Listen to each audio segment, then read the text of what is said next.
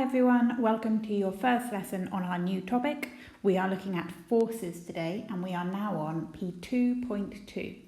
So the motion topic was P2.1 and this is P2.2. So if you can please title and date, that would be fabulous. It's obviously not the 7th of February today, so write today's date.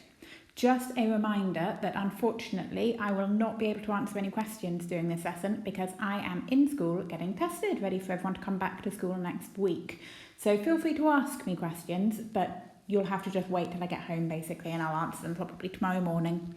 So just so you're aware of that, as I say, not saying I'm not going to help you, you just will have a bit of a delay. So the first thing I would like you to do is think about 3 questions. What is a force? What are forces measured in? And name 3 examples of them. Now, in terms of what is a force, I want you to think of the most simple answer that you can. If you were talking to an 8-year-old, what would you say? What is a force? Clue for number 2, it's named after a very famous scientist. Apples, that's all I'm saying. It's not Steve Jobs, just to clarify. And number 3 examples of forces, I'm sure you can think of them. It'll be fine. So have a little think, you don't need to write anything down. Right, assuming you've had a go at that, let's talk through. So, a force is, in the most simple terms, a push or a pull. That's meant to be 2 separate words, sorry, a pull. They are measured in newtons. And that's a capital N. The reason it's capital, just FYI, is because Newton was a name.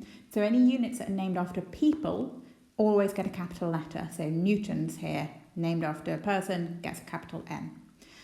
We looked at energy in our last topic, and it was measured in joules, and that was also a capital J, because James Joule was a person. 3 examples of forces. Now, there are lots of different forces you could have. Perhaps you went for air resistance. Maybe you went for friction. I'm going to be fussy here. If you thought gravity, I'm changing that now. We're going to try and not refer to gravity. We're going to try and refer to weight instead, which is a force caused by gravity. What else could you have? You could have drag, which is similar to air resistance, really. You could have something called upthrust. You could have magnetic force. So if you hold something near a magnet, it feels a force, magnetic force. And there are lots and lots of different ones. So pick 3, lovely jubbly. The next thing we are going to talk about are contact forces and non-contact forces. And this is a way of splitting them up. So it's kind of in the name. Contact forces need to be touched. As in, you need to be physically touching something to experience the force. Non-contact forces, no surprise, you don't need to be touching. So this is something that can act on you from a distance. Even when you're not touching the thing that's causing it, it can affect you. So have a little look. I've listed, how many have I got there? 8 forces. And I'd like you to see if you can just split them into contact and non-contact forces. If you're not sure, don't worry, I'll obviously go through the answers in a moment. Okay, assuming everyone's had a little go at that, let's do contact forces first. So contact, these are ones that need to be touching. Now friction is an example of a contact force because you can't get friction if things aren't touching. So you know friction is where you rub your hands together and they get hot. There you go, that's where it's touching. Likewise, tension. Tension is the force that might be pulled on a rope. So if you're not touching that rope, you won't be exerting a force on it, and it won't be exerting a force on you. So tension is a big one. Drag, also called air resistance, is effectively lots of little friction forces caused by air particles as you touch them. So if you're not in air, you won't have any air resistance. So you've got to be touching the air, so that's a contact force.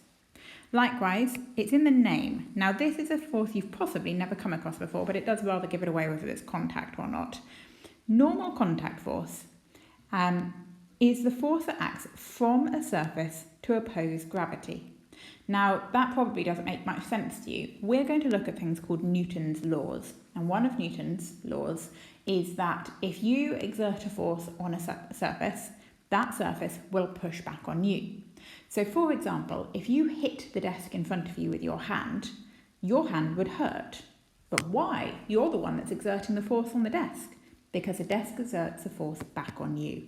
And that force is effectively normal contact force. So when you're stood up, your feet will be pulled to the earth due to weight, the force due to gravity, but the earth will be pushing back on you with this normal contact force. Okay, and the last one is upthrust.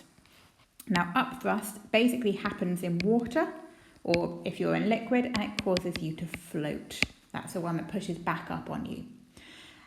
If you are not in the water, if you're not touching the water, you won't have any upthrust, so it is a contact force.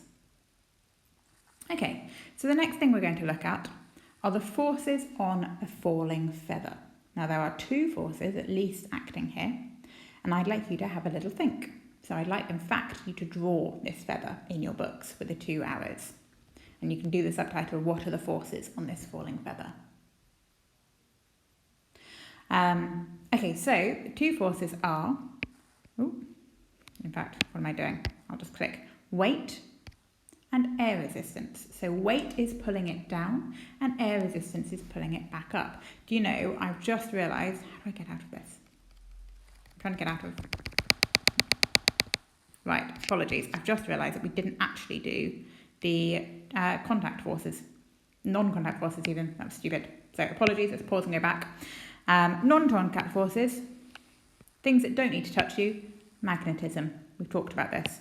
Weight, so the idea that the earth is pulling us down. Now, if you jump up in the air, you'll still feel weight. It'll still be pulling you down, even though you're not touching the earth. And electrostatic, it's where you get static electricity. So, you know, if you charged your hair with a balloon, sometimes you don't need to be, once it's charged, so not when you're rubbing it with a balloon, once you're charged already, you can actually feel the fact that it's charged and it will exert a force on you even if you don't touch it. So they are your three non-contact. Right, apologies about that. Let's carry on. So what are the forces acting on this falling feather? You've drawn your feather. You've got your two arrows, air resistance or drag, same thing, and weight. Now, just a quick note, we represent forces using arrows. It's nice and easy. The size of the arrows is important. So I tried, but not perfectly, to try and make these arrows roughly the same size to show they are equal size. They might be 10 newtons each, for example. Now, if you are asked to draw a diagram and show forces on an object, you don't want to be drawing a feather out. That's a bit too much hassle. So scientists like to do something different. They like to do things called free body diagrams. So if you can please write this subtitle. Now, to draw a free body diagram, you don't draw the object. Instead, you draw a dot. Lovely, here's my dot. So that, for example, represents my feather. It means I'm not spending hours drawing a feather. Then you draw the forces on the object as arrows. Now notice the last bit, to scale the size of the forces. So it's very important that your arrows represent how big those forces are. So weight, they're acting down, and air resistance, hopefully the same size, acting up. And that's it, that's the whole free body diagram. Now I've just done two forces here, but some free body diagrams can have lots and lots of forces. You might have sideways forces. You might have, actually they tend to do them just up and down, side and side, but you might have some at an angle. If you to go on to A level, you'll look at forces at angles. So I want you to pause, and you can do this in the back of your book, it's just rough work. Draw a free body diagram for this apple sat on a table. So think, it's just sat there, but what forces are acting on it? There are forces, but what forces are they? Remember, draw the apple as a dot. You don't want to be actually drawing an apple, you want to be drawing a dot. There's my dot.